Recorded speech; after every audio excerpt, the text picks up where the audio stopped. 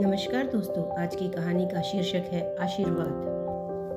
बूढ़ी राधा जो 15 साल से बिस्तर पर थी, उनको देखकर लगता था कभी बहुत ही खूबसूरत, होशियार व अपने समय की शिक्षित रही होंगी, पर अब तो वह दूसरों पर ही निर्भर थी। हालांकि भरा पूरा परिवार था, 4 बेटे, 4 बहुएं और उनके बच्चे, पर वह तो शायद अभागिन रचना की ही जिम्मेदारी थी।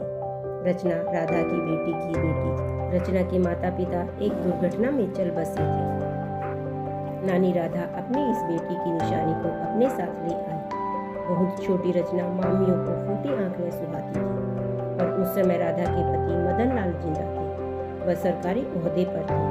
उनके सामने कोई बोल नहीं पाता था। धीरे धीरे रचना बड़ी होने लगी। मदन लाल को दिल का दौरा पड़ा और वह ईश्वर के पास चले गए।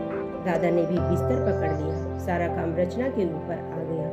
वह पढ़ने में बहुत होशियार थी। उसकी पढ़ाई के खर्चे के लिए मदन लाल ने पहले से ही बैंक में पैसे जमा करा दिए थे। फिर भी मामियाँ उसको घर के काम में उलझा देती थी, जिससे वह अपनी पढ़ाई छोड़ दे। पर रचना बहुत होशियार और सहनशील थी। नानी राधा बिस्तर पर जरूर थी, फिर भी वह हर बात पर नजर रखती थी। रचना बहुत प्यार से नानी को नहलाती, खाना खिलाती, उनकी दवा का समय से ध्यान रखना, रात को उनके पास बैठकर पढ़ाई करना, यही उसकी दिनचर्या थी। रचना का पोस्ट ग्रेजुएट का अंतिम पेपर था। नानी की सलाह से कुछ प्रतियोगी परीक्षाओं में कंपटीशन के पेपर भी दिए। वह मेरे भाई बहन भी रचना को परेशान करने में पीछे नहीं थे, पर लाचार नानी ही उसकी शक्ति थी। कुछ हफ्तों से राधा की तबीयत कुछ अधिक ही खराब चल रही थी। रात को राधा रचना से बोली, बिटिया, तूने मेरी दिवंगत बेटी की कमी पूरी की है। शायद वह होती तब वह भी मेरी इतनी सेवा नहीं करती जितनी तुमने की है। तेरे नाना कहते थे, राधा, ये चारों नालायक हैं, बस पैसे के लिए मुझसे डरते हैं। मैं नहीं चाहता तुम और उन पर आश्रित रहो। आज राधा कुछ अधिक बेचैन थी। वो रचना से बोली, जरा मेरी संदूकची निकाल। रचना बोली, नानी, आपकी कौन सी संदूकची है? तब राधा ने कहा, सामने अलमारी खोल और उस सबसे नीचे का पत्थर हटा।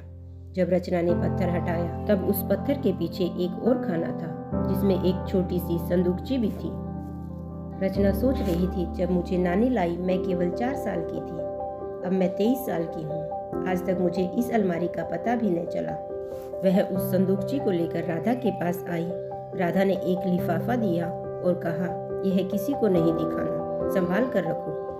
मेरा कल का भी नहीं पता और अपने मामा व अन्य सदस्यों पर विश्वास मत करना। 2 दिन बाद बैंक की प्रतियोगिता परीक्षा का परिणाम आ गया और उसमें रचना का चयन हो गया। रचना जल्दी से राधा के पास आई और बोली, नानी, अब मेरी नौकरी पक्की हो गई। राधा ने अपने हाथ उसको आशीर्वाद देने के लिए उठाया, बस सर पर रखा था और स्वयं का सर एक और लुढ़क गया। रचना उन्हें हिलाने लगी और चिल्लाने लगी। घर के सब सदस्य इकट्ठे हो गए। रचना रो रही थी, पर अब नानी कहाँ थी? शायद उनकी जिम्मेदारी पूरी हो गई थी। उनके क्रियाकर्म की तैयारी होने लगी। चारों बेटे और चारों बहुओं ने कानाफूसी शुरू कर दी। गुड़िया के कमरे में मकान के कागज, पैसा और बैंक की किताब कहाँ है? रचना को तो अपना ही होश नहीं था। राधा के जीते जी कोई कमरे में नहीं जाता था, पर अब एक एक करके जा रहे थे। वहाँ कुछ था ही नहीं, बस कुछ नकदी और कुछ सोने के आभूषण मिले। घर के कोई कागज नहीं मिले। जब सब कार्यक्रम खत्म हो गया और रचना भी अपनी सर्विस के लिए जाने लगी, तब उसने अपना सामान रखने के लिए बक्सा खोला। नानी का लिफाफा दिखाई दिया। उसमें 10 लाख रुपए की एक एफडी और मकान की वसीयत उसके नाम निकली। रचना के आंसू रुक नहीं रहे थे। वह सोच रही थी, नानी, मैंने इस धरोहर के लिए आपकी सेवा नहीं की थी। मुझे तो बस आपका साथ और आशीर्वाद चाहिए था। उसने दूसरे दिन जाते समय सबको बताया कि वसीयत में मकान उसके नाम पर है, पर मैं यह भी नहीं चाहती कि आप झगड़ा शुरू करें। हालांकि आप लोगों ने मेरे और नानी को परेशान करने में कोई कसर नहीं छोड़ी। आप लोग अपना ठिकाना ढूंढ लीजिए। मैं इस मकान को अनाथ लाचार बुजुर्गों के लिए समर्पित कर रही हूँ और जो पैसे हैं वह उन सब की सहायता के लिए हैं। मुझे नानी की सेवा का फल मिला है।